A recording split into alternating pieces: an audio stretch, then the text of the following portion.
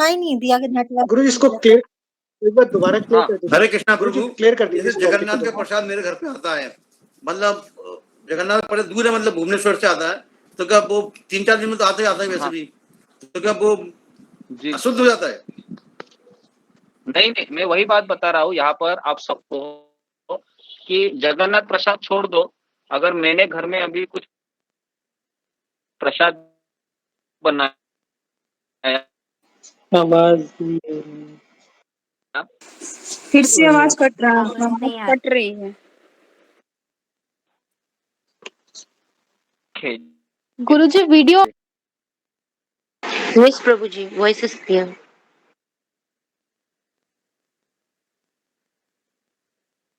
Okay, Hare Krishna Hare Krishna Krishna Krishna Hare Hare, Hare Ram Hare. अभी आ रही है, अभी आ रही है ना?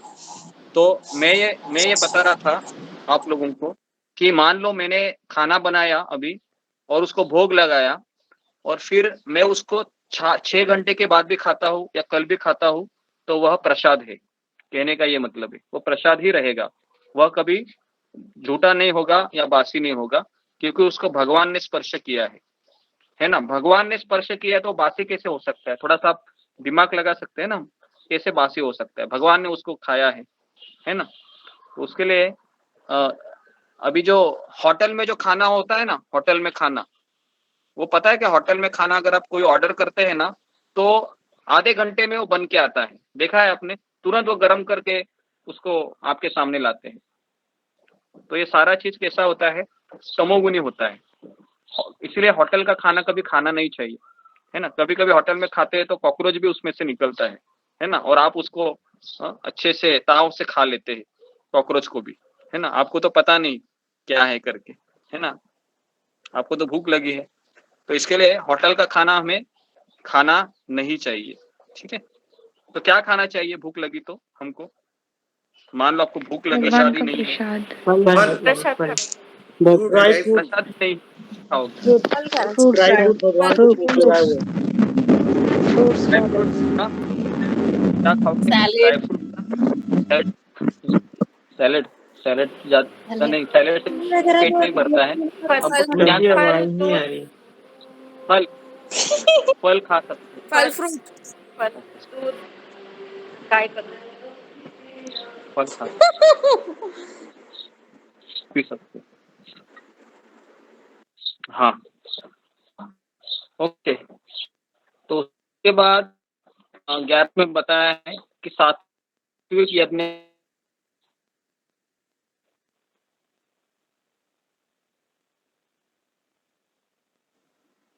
सात्विक करके अपना कर्तव्य की दृष्टि से सर जो यज्ञ करते हैं उसको सात्विक यज्ञ कहते हैं। सात्विक यज्ञ मतलब का आधार भी है।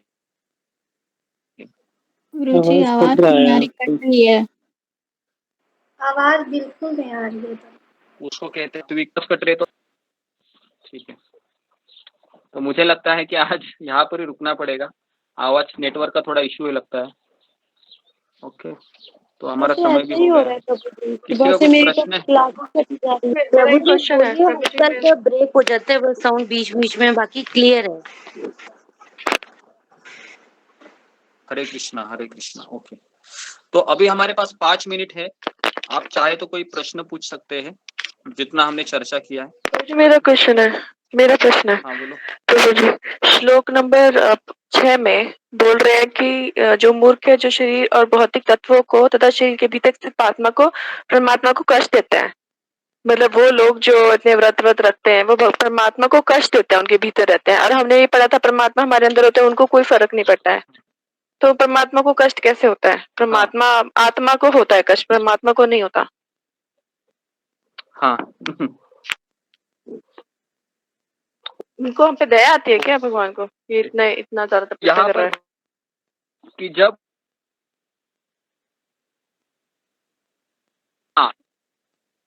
यह आवाज नहीं आ रहा, कार्य होते हैं ना, बेटा है अगर नशा कर रहा है तो पिता और माता को दुख लगता है कि नहीं लगता है? बताओ मुझे, लगता है कि नहीं? है ना? अगर बेटा है, आवाज आ रहा है मेरा? हरे कृष्णा, आवाज आ रहा है? हरे कृष्णा हरे कृष्णा। आ रहा है प्रभु। प्रभु जी आ रहा है।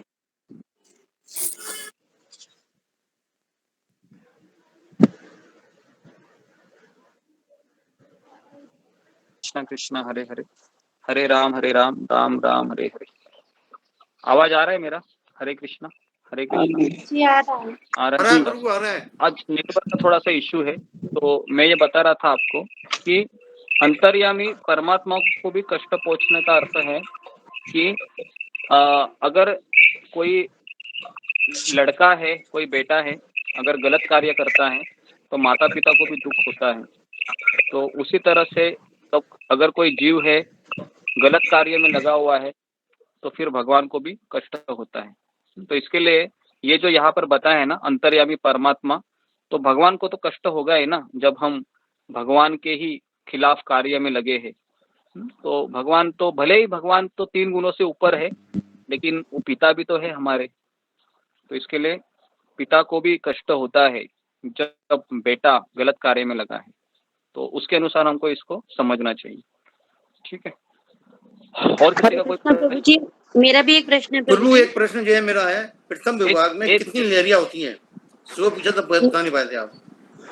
प्रथम विभाग में कितनी लहरियां होती हैं?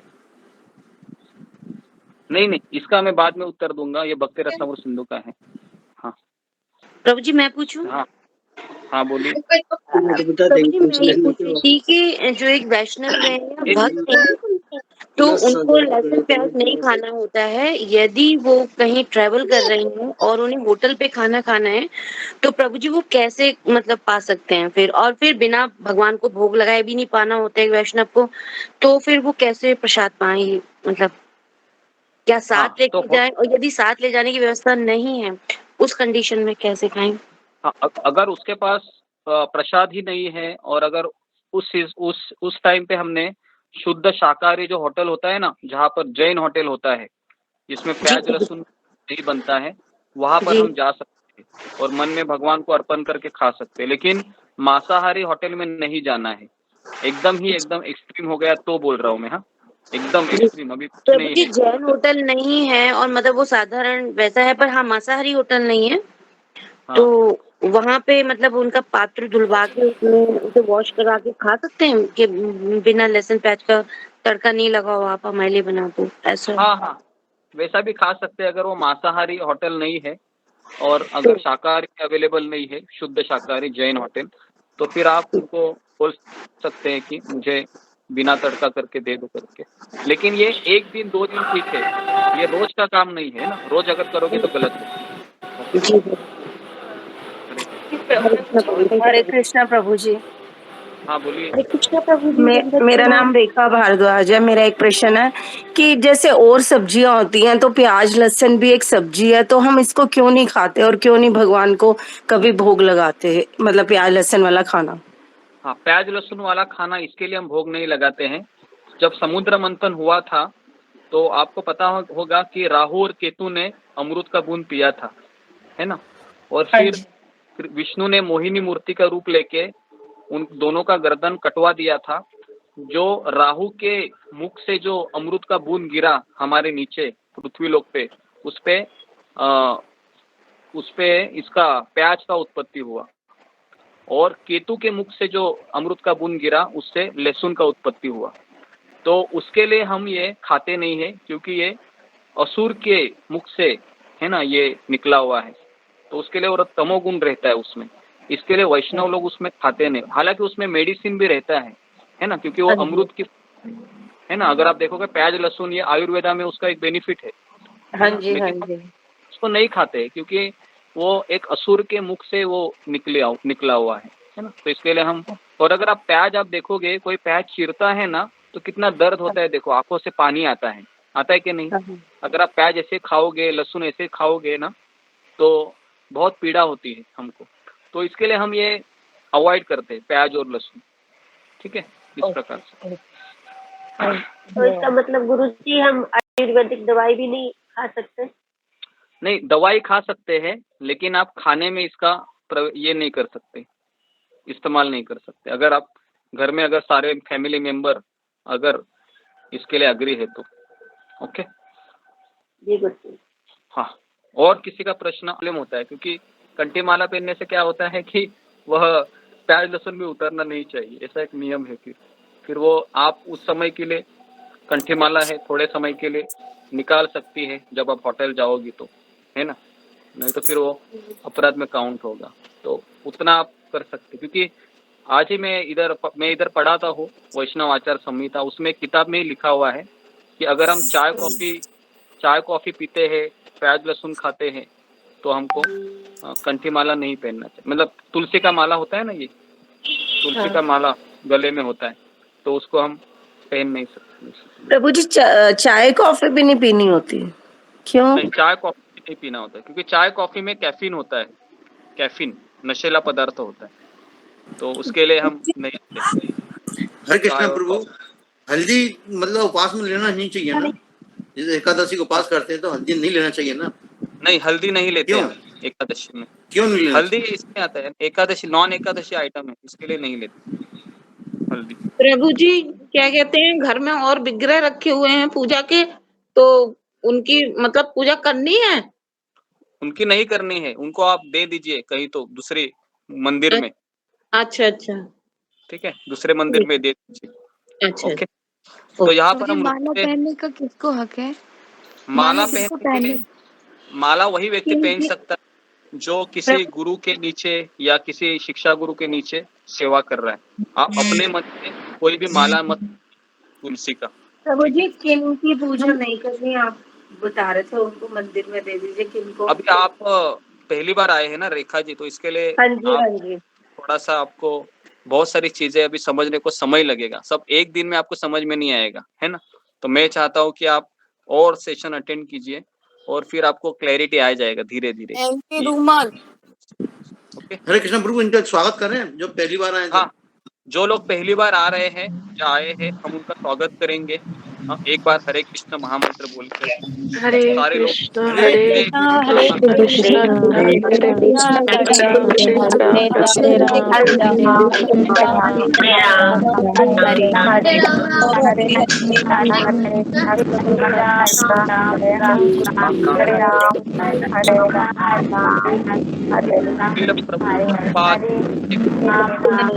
जय। तो अभी हम यहाँ पर कल हम आगे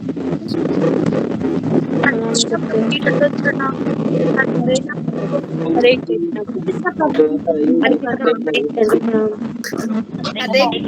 कृष्ण प्रभु जी, सभी भक्तों को हरे कृष्णा। सभी भक्तों को हरे कृष्ण।